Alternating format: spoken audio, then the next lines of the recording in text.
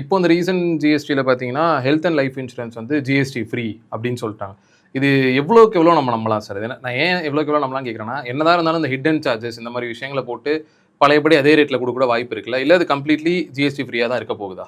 Term insurance or no life insurance, எல்லா life இன்சூரன்ஸில் இருக்கக்கூடிய எல்லா வகையான policies or no health insurance, இதுக்கு எல்லாமே வந்து இந்த 18% குறைய போகுது. ஸோ இம்மீடியட்டான இம்பாக்ட் என்னன்னு பார்த்தீங்கன்னா, இப்போ வந்து ஃபார் எக்ஸாம்பிள் ஒருத்தர் வந்து 50,000 ஹெல்த் இன்சூரன்ஸ் ப்ரீமியம் கட்டிக்கிட்டு இருந்தாரு அப்படின்னா, இதுக்கு முன்னாடி வந்து 9,000 வந்து ஜிஎஸ்டியா கட்டிட்டு இருப்பாரு. இப்போ அந்த 9,000 வந்து குறையுது. ஸோ அவருக்கு முன்னாடி இருக்கக்கூடிய சாய்ஸஸ் ரெண்டு. ஒன்று வந்து அந்த 9,000 வந்து அவர் சேவிங்காக எடுத்துட்டு போகலாம், அல்லது அவருடைய அந்த ஹெல்த் இன்சூரன்ஸ் கவரை இன்க்ரீஸ் பண்ணிக்கலாம்.